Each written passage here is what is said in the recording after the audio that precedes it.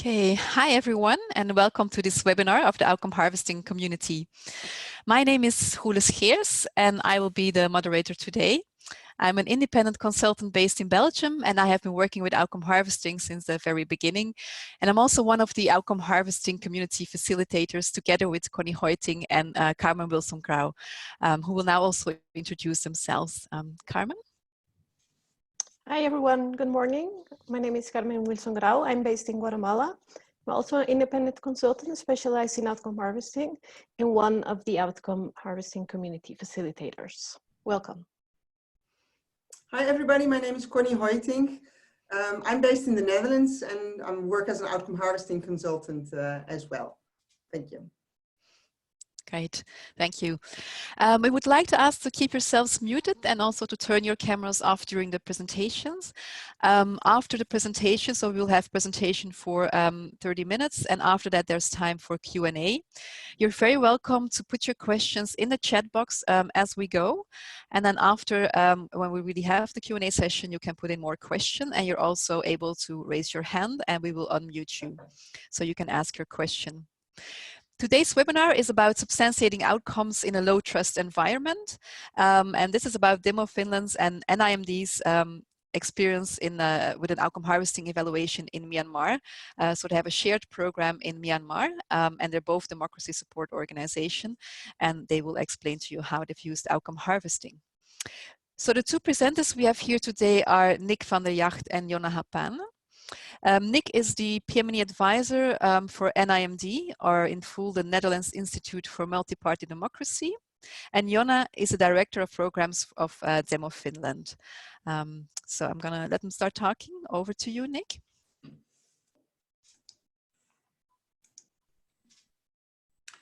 Yes, thank you, Jule. Hello, everyone. Nice to be here. Thank you for making time to listen to our webinar. Our original presentation was presented last year at the American Evaluation Association meeting, but obviously many of us weren't there then. So this is a great opportunity for us to share our work with a larger group. As Jule has said correctly in our introduction, we're really interested in the substantiation step of outcome harvesting, particularly because our program that we're talking about is really operating in quite difficult low trust environment, as we call it in Myanmar. So we won't talk too much about the actual outcomes and what we harvested, but we're going to pay most attention to how did we try to substantiate these outcomes when it's a difficult environment to build trust for evaluators working in politics. A little bit on our organization. We won't spend too much time on that since that's not the most interesting. We work with the aim of promoting peaceful, just and inclusive politics worldwide. We really work with political actors, mainly political parties, but also parliaments and other actors, and often in conjunction with programs that draw in civil society into the formal politics. The slide you see here is actually of our Myanmar program, where you see participants to one of our democracy school interventions, getting to know each other in a multi-party context. My organization is based in the Netherlands, in The Hague, and we were originally started by a group of Dutch political parties in parliament to deal with the challenges of apartheid in South Africa and the ANC's struggle to increase democracy there. We're mainly funded by the Netherlands Ministry of Foreign Affairs, as well as European Union, in a range of countries, some with interests to Dutch foreign policy, but some also quite neutral in that respect. In Southeast Asia, we only work in Myanmar and in Indonesia, and in Myanmar we work with Demo Finland. Over to you, Jonna.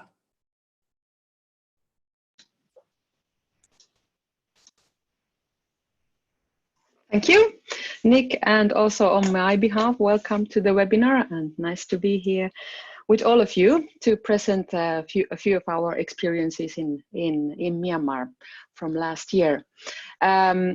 Since we work together with NIMD, as an independent organization, I also feel the need to say a few words about my organization. Demo Finland is called Political Parties of Finland for Democracy.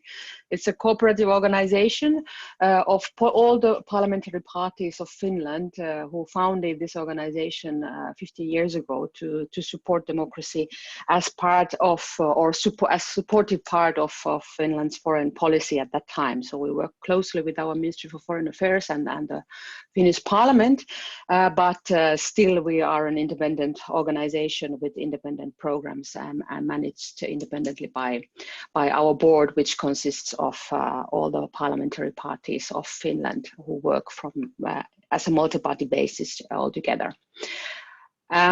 We do have, like NIMD as well, country programs in different countries, a little bit less than NIMD as a smaller organization, and then we do share a couple of programs together with NIMD in Myanmar and Tunisia and Mozambique, and also we work in other countries. The main aim basically is working to strengthen the inclusive multi-party system with emphasis on inclusiveness, because the empowerment of female political leaders and women's political participation has always been in the spotlight of our organization. We do work through the implementing partners in each of the country, which means that we do not implement our own programs ourselves, but we always try to find an impartial, independent partner in a specific country, and these vary from women's NGOs up to think tanks, so they always know their context best and are also perceived as impartial actors by the political parties in their own context. Okay.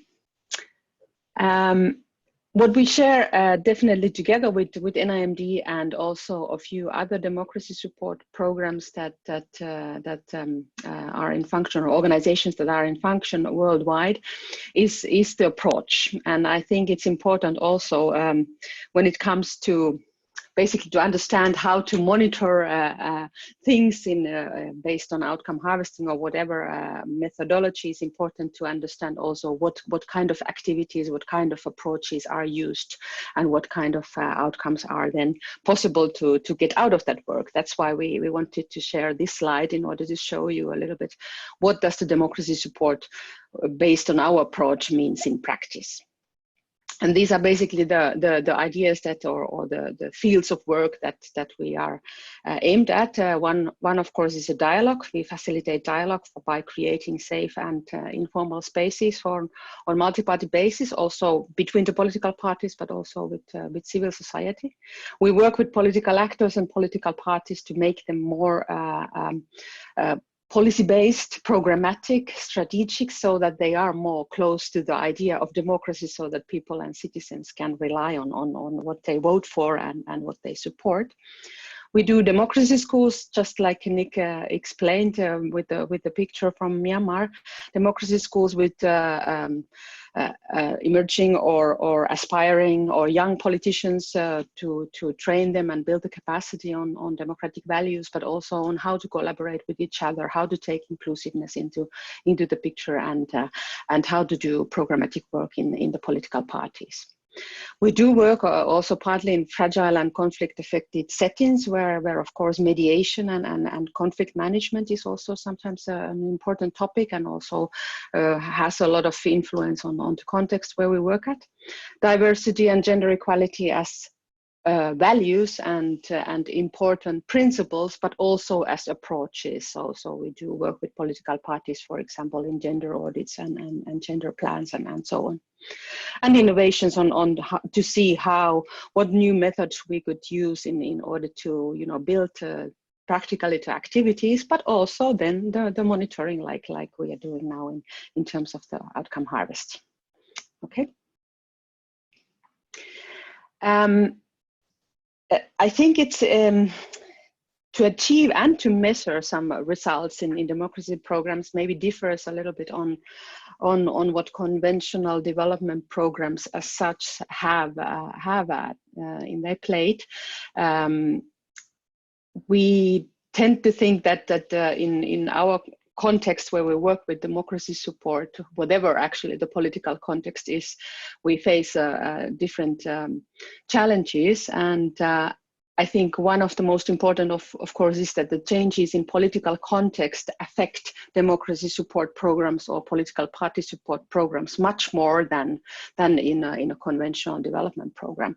Of course, that happens also has an effect to development in whatever sector or whatever approach, but I think in political party support even more than in others. And there is a need for program adaptation all over very frequently, actually, in different settings. What the first bullet point says also that it might lead to losses in outcomes reached. I think this means basically the fact that you might lose maybe some trained politicians or those who have been building their capacity simply through elections, that these people are not active as politicians anymore, or were not elected to a parliament or to a local council, and therefore could not put they learned lessons into practice. So this is also something that affects the outcomes and their sustainability in our programs. Of course, change is slow sometimes, and I think the complexity also in our setting is high, because there are many approaches, many actors who work with politicians, but also many other stakeholders that try to influence the politicians, try to influence the political parties, and that's why we can only talk about our contribution rather than issues that also maybe influence our approach and work are safety issues, sensitivity issues. And also one important issue is that when working with politicians and trying to measure somehow the changes or the behavioral changes that they have been going through is sometimes biased with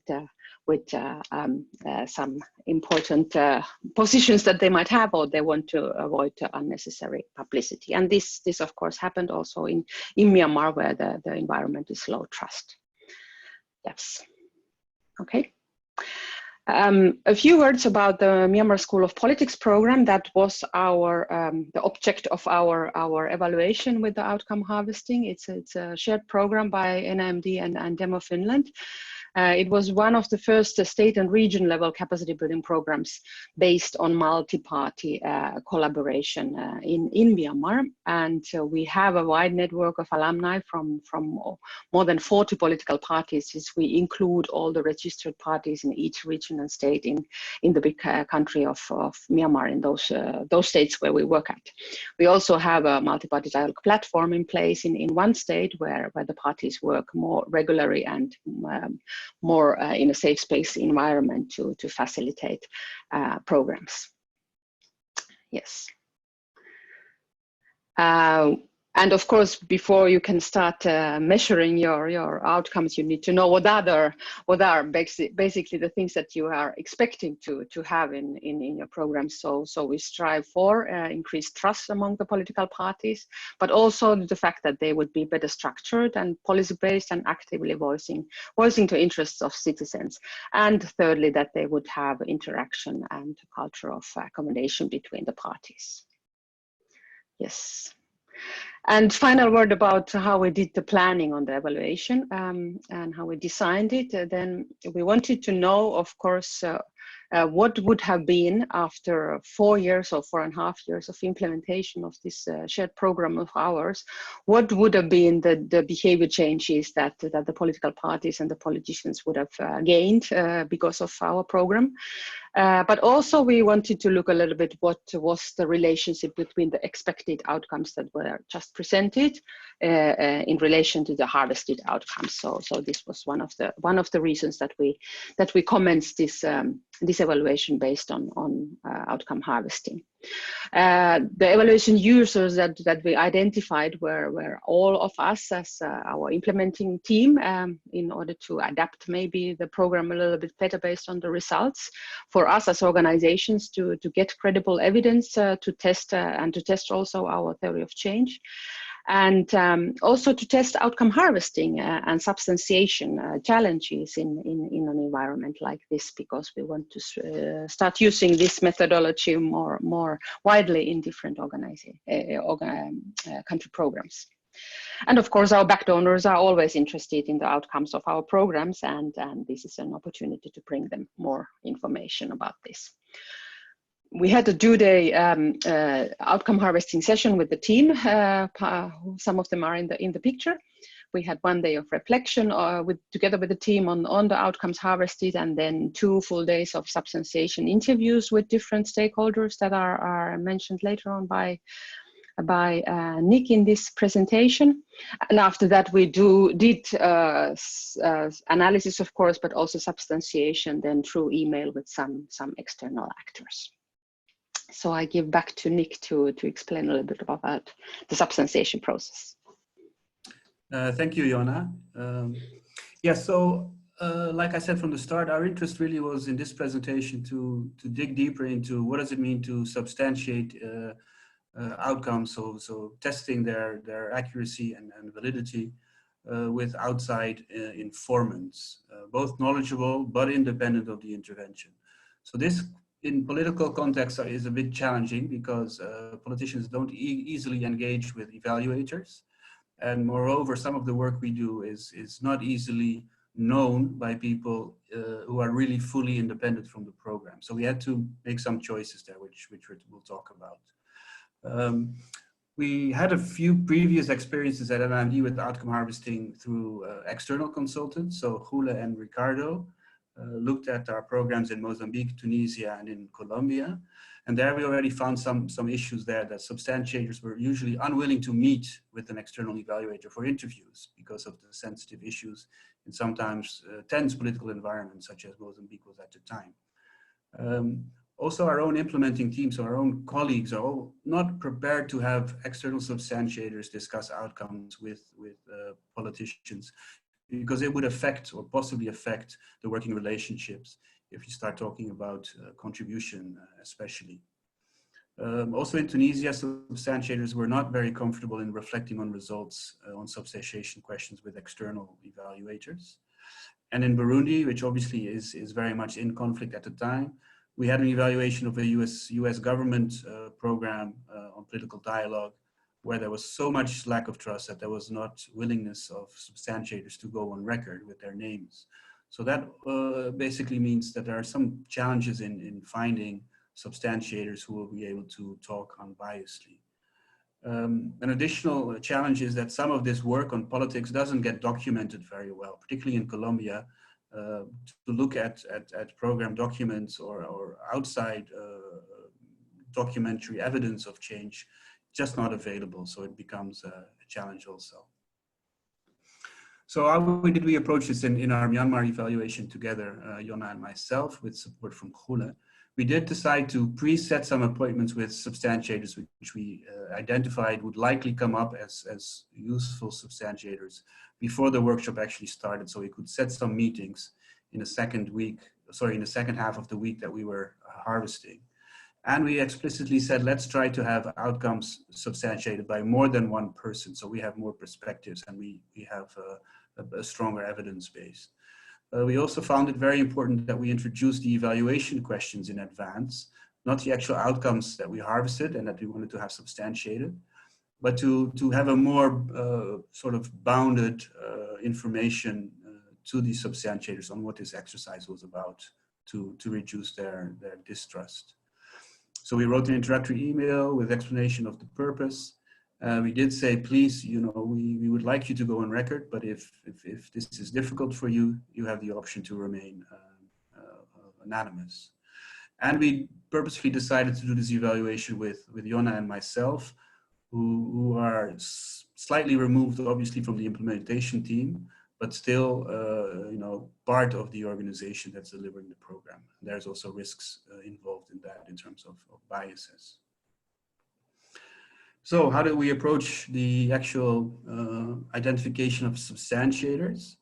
We interviewed face-to-face politicians who had participated in the program.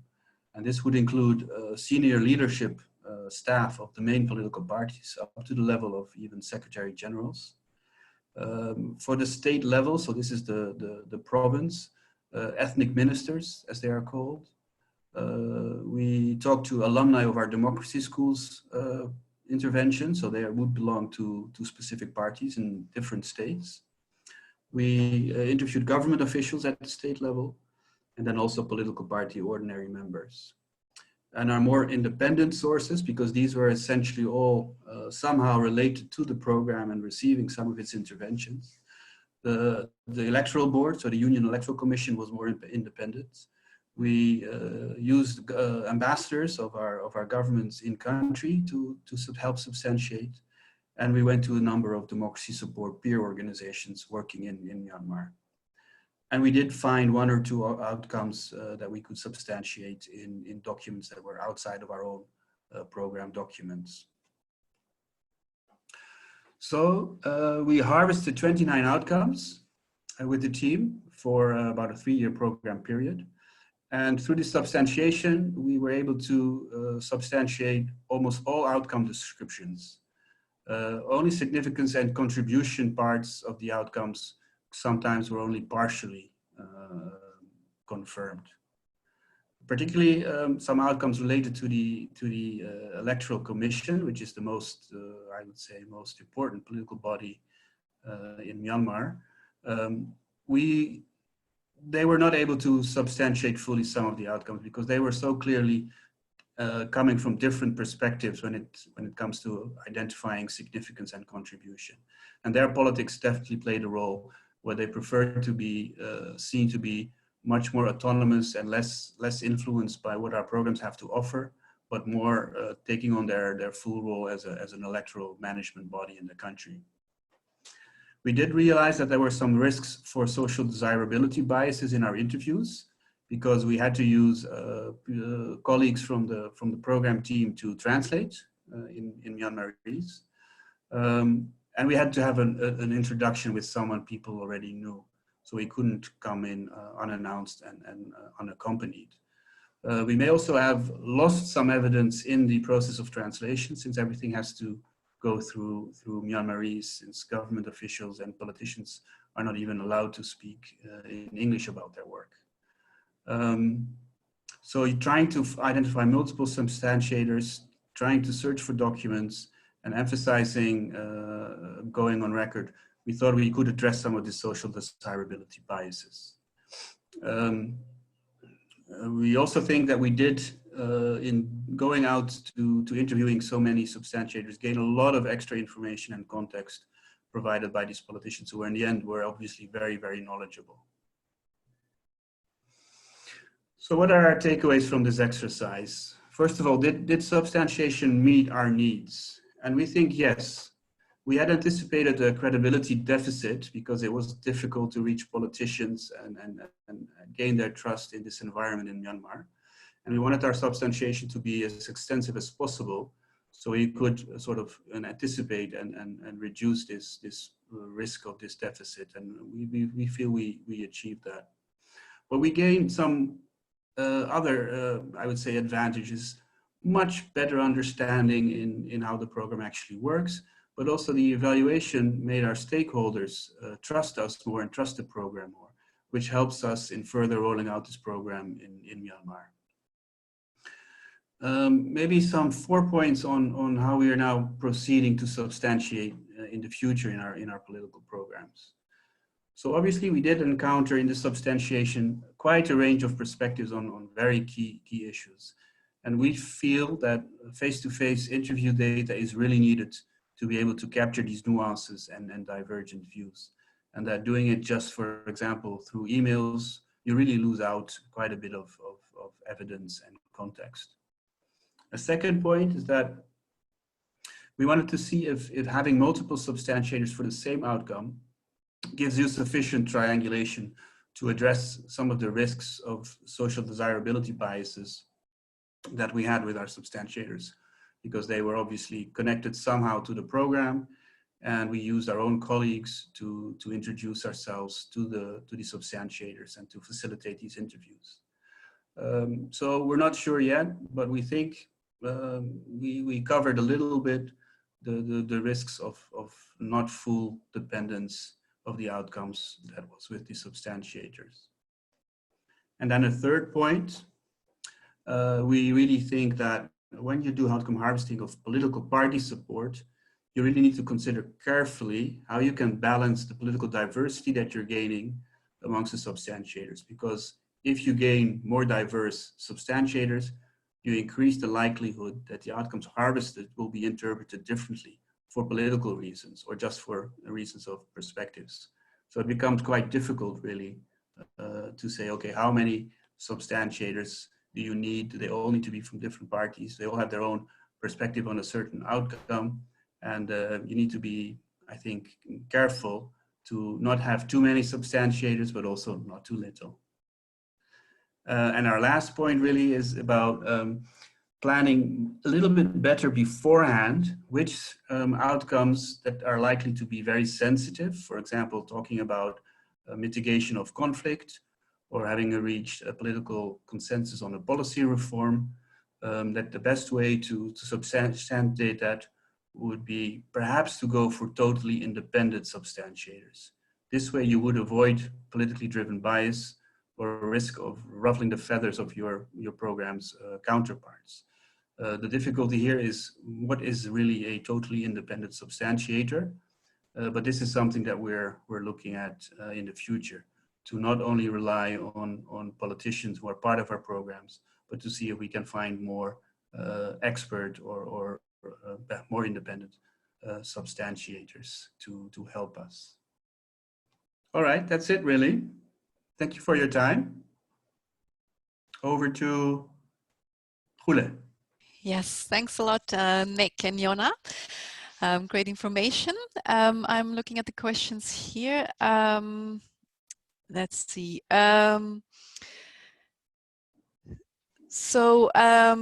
You say you stress on face-to-face for substantiation in low-trust environments. How would you address such in the context of COVID-19 and lockdowns?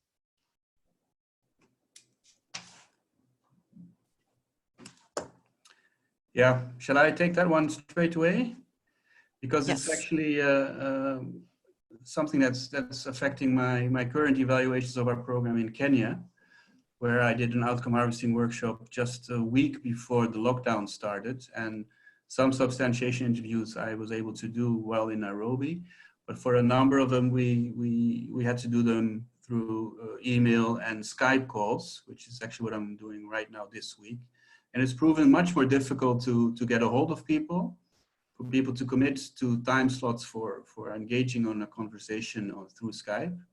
But I'd say in general, it's possible to have a camera connection and half an hour of discussion on a pre-filled outcome form, where the substantiators have indicated already, what are their agreement levels and what comments do they have.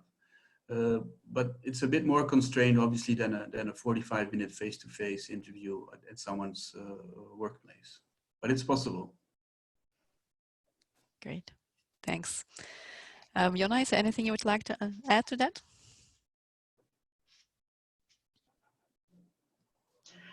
To this one not, but maybe next some one. others, yeah. Okay, good. So feel free to put your questions in the chat box, but you can also raise your hand and then we will unmute you and you can ask your question live. We have a question from Irma. Irma, would you like to unmute yourself and ask your question? Thank you for the presentation, Nick. My question is, when in your practice of substantiation, were you satisfied with less than 3 sources to say that this outcome is substantiated with 2 credible sources? And if that is so, then should both of them be people, or can one be still a document and another a person? How did you decide that? Because triangulation, we think 3, and then should we be rigid about it? Or, yeah, that's my question. Thank you.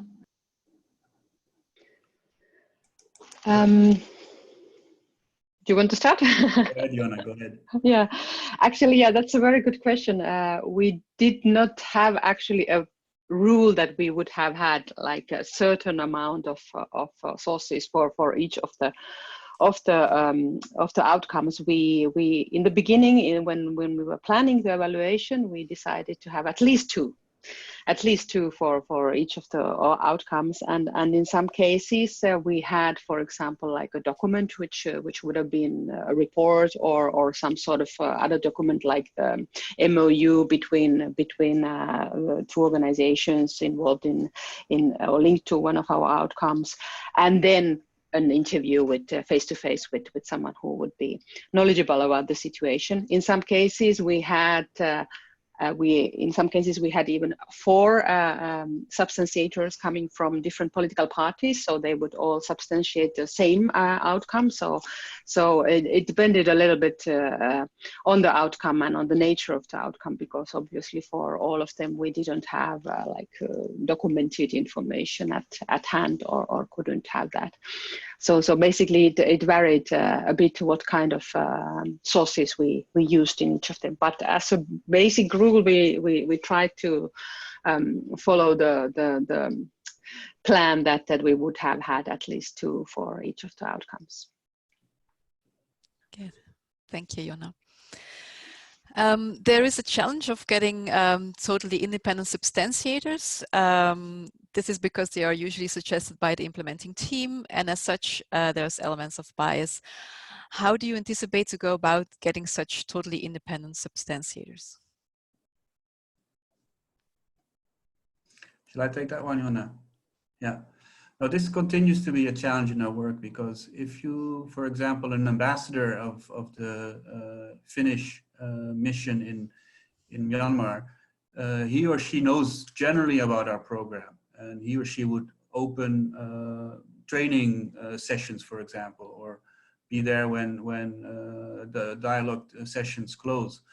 But he or she would not know in perfect detail the significance of such an outcome or the exact contribution of the program's activities, because obviously that's not the level of detail he or she is involved with in our program.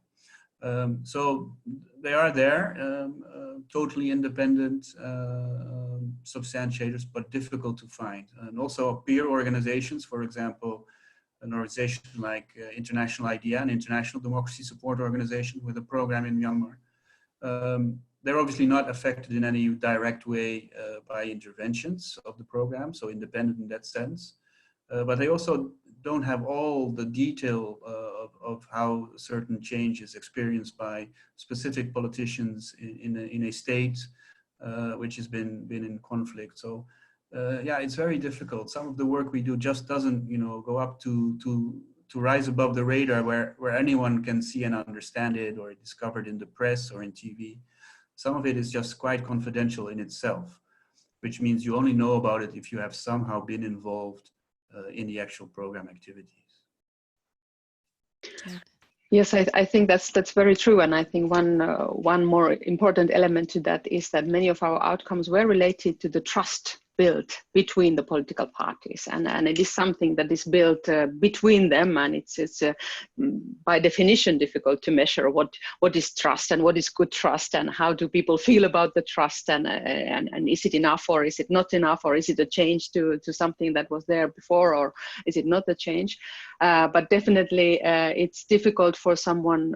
I think in general we found it difficult for this balance between the fact that is there anybody who would actually say about this specifically build trust other than those ones who have been involved in the situation. So that is something that we need to elaborate a little bit further with the political parties report, because it's one of our main elements in the whole thing, that the parties can feel the trust between each other at all times, and how to go on measuring that. Thank you, Jonna. Somebody's asking if there were journalists among the substantiators. No, we didn't have media involved as such. no. Actually, that was also one of our findings throughout the harvesting, that we were able to harvest a lot of outcomes related to the trust among the political parties, to the capacity that they have been building within themselves as political parties, but the link to the civil society got less attention in those outcomes that we harvested, and link also to outside, well, civil society or media would be in the same box in that we need to strive more in the future in the programming. So it led to some changes in our thinking on how to develop the program in the future. Yeah. So who were the main types of substantiators that you used? Yeah, I think I can respond to that. You remember from one of the slides, it's essentially people who have senior positions in political parties or government officials at the state level, top level. So, for example, Advocate General. Obviously, people who were in the top of the electoral management board, so in charge of political party registration and elections. So essentially, many of the substantiators were political people themselves, from parties, either at senior level or at younger, upcoming level, taking part in our democracy schools. Yeah. Maybe to add one thing on the previous question. In Kenya, I have now been able to engage as substantiators as well with the press. Obviously, I think there's a difference in the role of the press and the independence and the involvement in politics in Kenya as compared to Myanmar. But there you see that you are able to find substantiators in the civil society, in the media side of things, who cover some of the political dialogue that is taking place in our programs, in online or even TV and mainstream written press. So we're getting a little bit more options there. Yes, and so based on these this Myanmar experience, is there anything you would change in the type of substantiators for next time?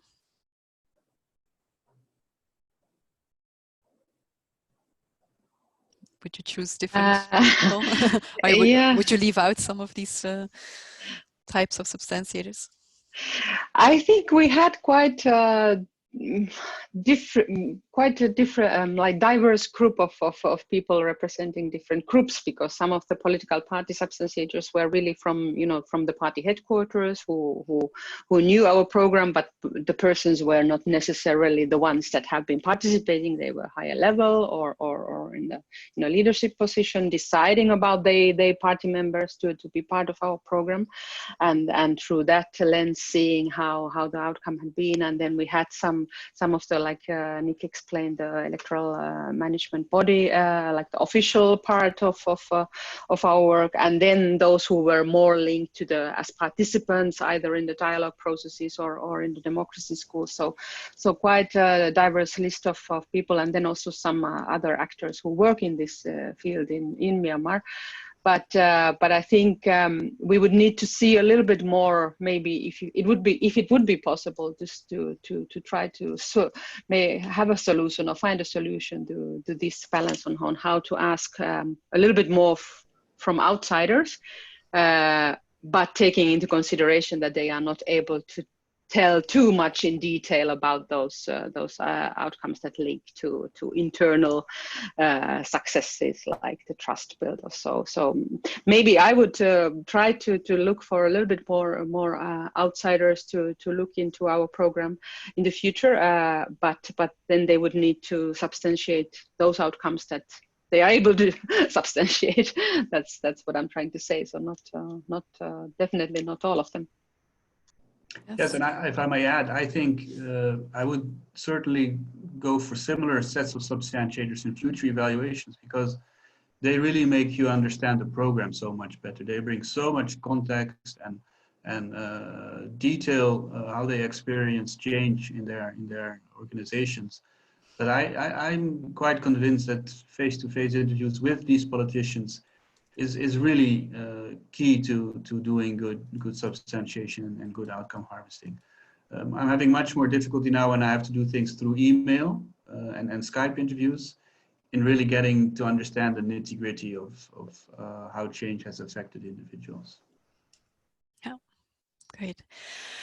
And how exactly did you categorize the significance and contribution is a question where you say only partially it may not give a clear picture to an outsider of the level of contribution or even the significance of the outcome to the program TOC. Go ahead. Jonna, you, me? Do you want to start? No, we classified, we used a rubric for significance and contribution. So high, medium, low, with some descriptors around that, which we can share with you if you're interested. But we made the assessment of this high, low, medium was done by the team as part of the sense-making workshop. And we did challenge it a little bit. So why do you say it's significance? Are you sure this high or low, etc.? But we didn't rate it in an independent way by ourselves. And we also did not let the substantiators agree with the level of the contribution or the significance, just the statement, the outcome statement, the significance description, and the contribution description, and then ask them to say whether they partially agree with that or fully or not, and then explain, obviously, if it's a partial or not. And then we would discuss it and take it back to the team, and sometimes adjust the writing a little bit to reflect the information obtained from the substantiation. But so we didn't substantiate the level, so the actual ratings of significance and contribution with the substantiators. Yes, thank you, Nick. There's a question from Miriam. Miriam, if you can unmute yourself.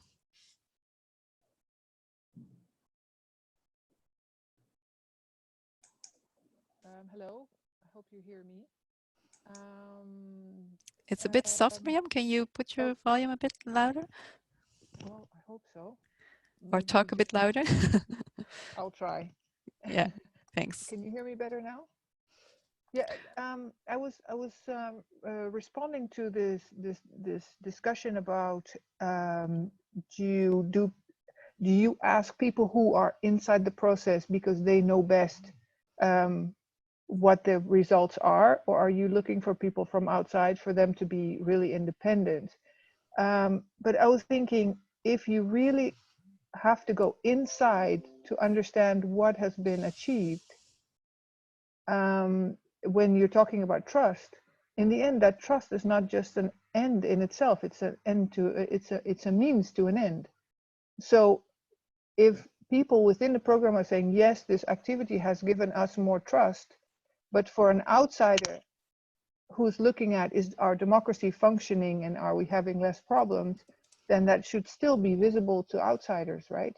So the question is also a little bit, what are you looking at? Are you looking at how you communicate about the program, for example, to your donor? Then you want to be able to show as much independence in your answers as possible.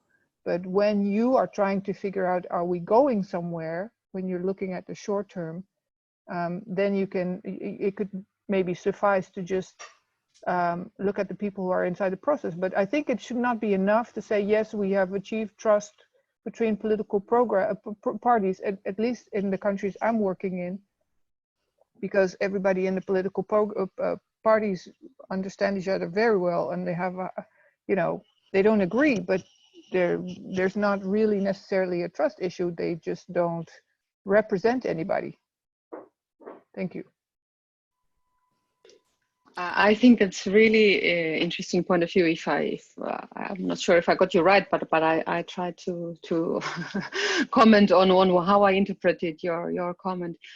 I think it's also true that the trust as such is not enough, and it should be ending somewhere in doing better politics, or in doing better policies, or doing something jointly, or achieving something. But I also think it in our case, where we had started 4 years ago the program, but in a context where collaboration between parties did not have a long history, and even the political parties as such didn't have a long history, and when we involved deliberately a lot of different, also unexperienced political actors who were really striving for getting more involved in policy making and in taking like a stand in the politics, then maybe this was the first step somehow to see that the trust is there and actors are really sitting around the same table, and that's already an achievement at this stage. And then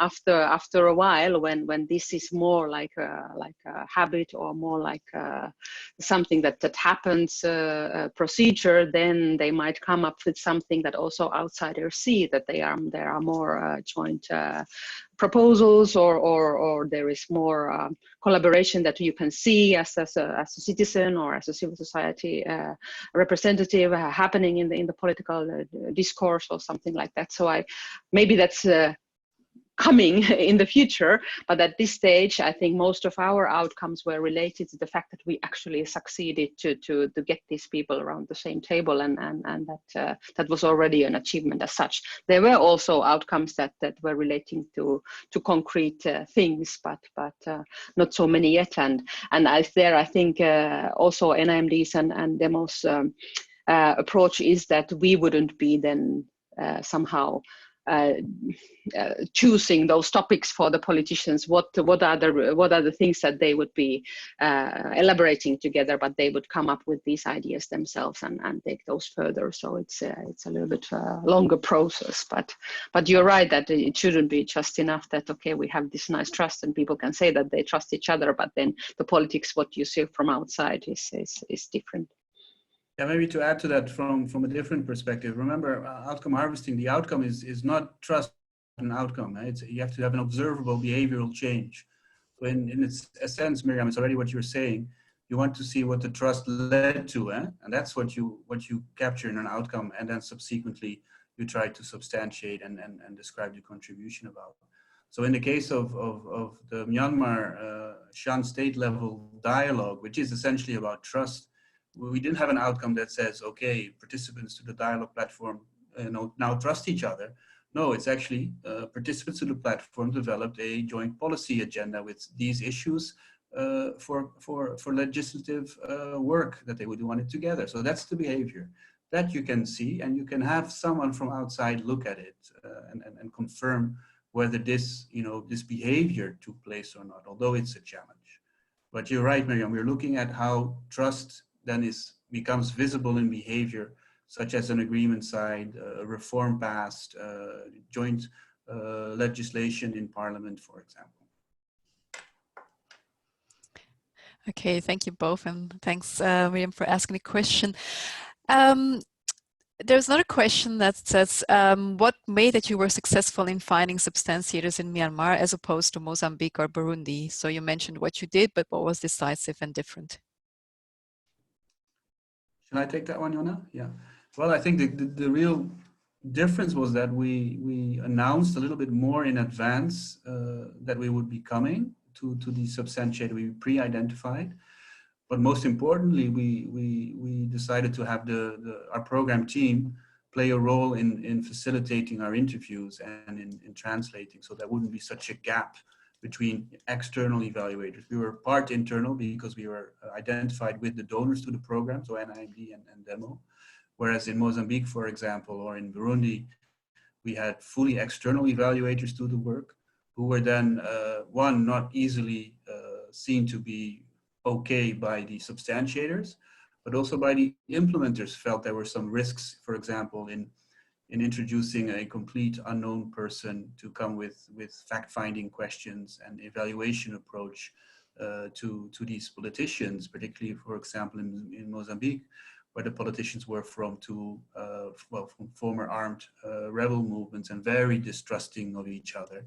So any question about, did this change happen to you and how was it caused, was just even for the implementers, they were not prepared to have an external person ask these questions.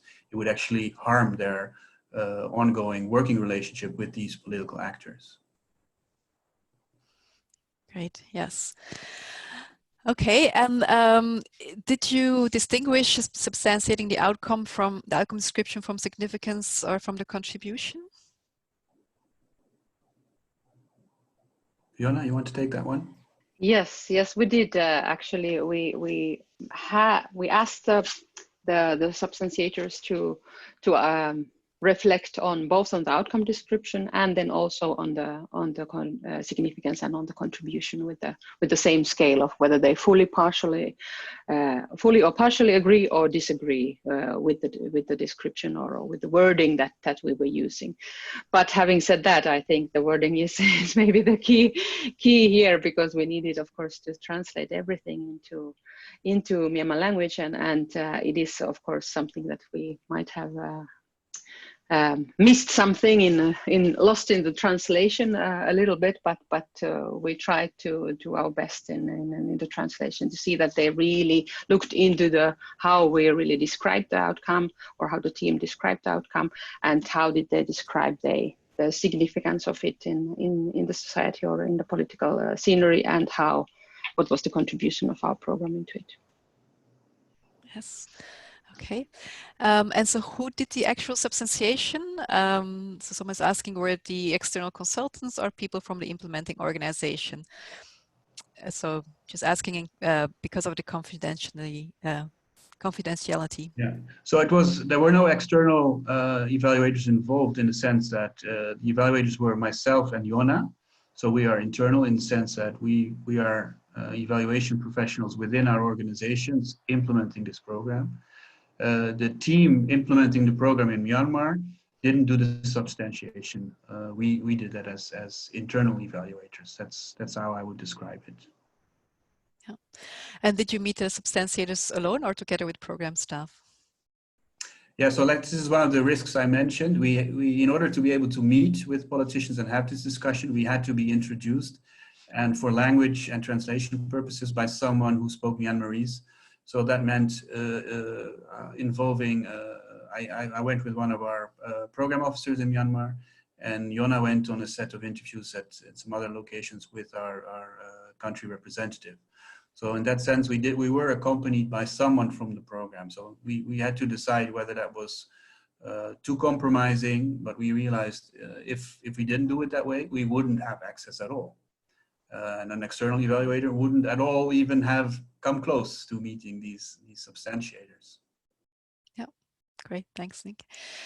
And there's another question from Richard Smith. Richard, if you could unmute yourself.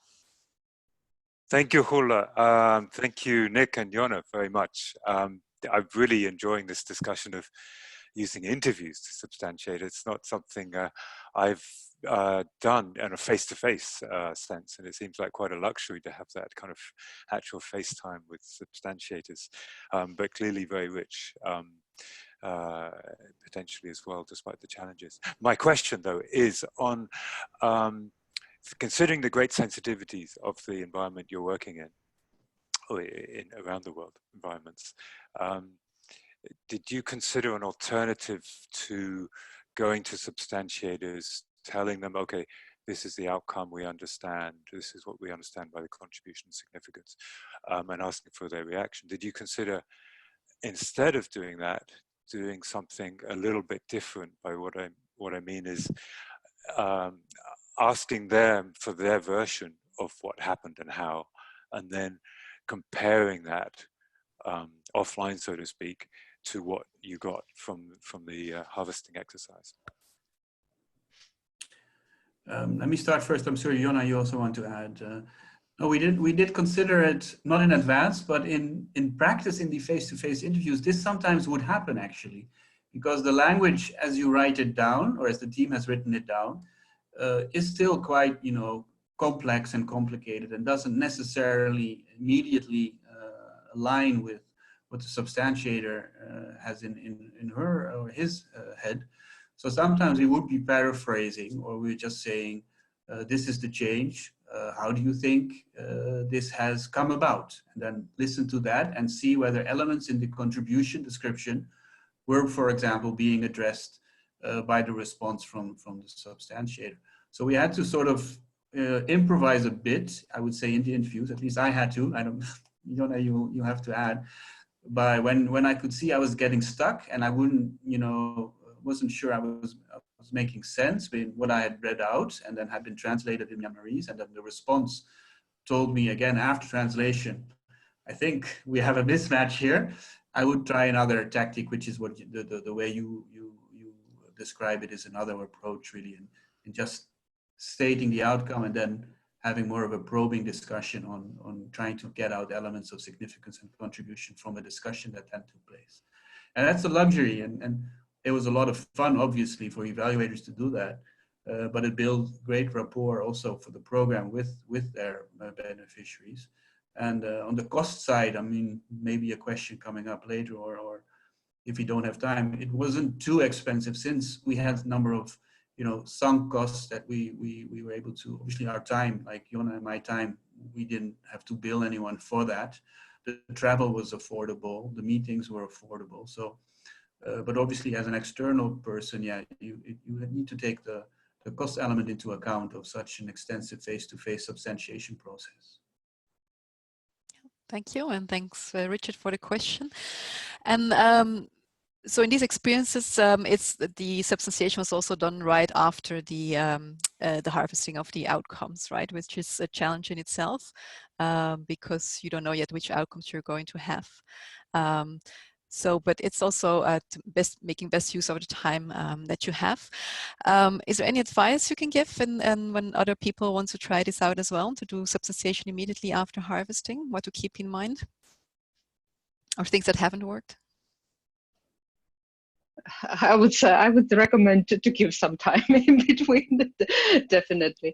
Of course, in this case, one of the reasons why we also needed to do the substantiation immediately after that was that it is not only that you would find the right persons and right substantiators, but in a Myanmar context, you also need to apply for the meetings in sometimes quite formally and in beforehand. You can't just, you know, make an appointment like this. It might take time to really have the appointment. You might need to apply for it in a written letter and wait for the response and so on. So in that sense, we also needed to accommodate a few meetings already in beforehand, but definitely it was quite a short time frame that we had also in terms of you know, time when doing the workshop and the harvesting and the sense making, and then trying quickly to see what is most important and who would fit into what outcome and who would we need to see, and so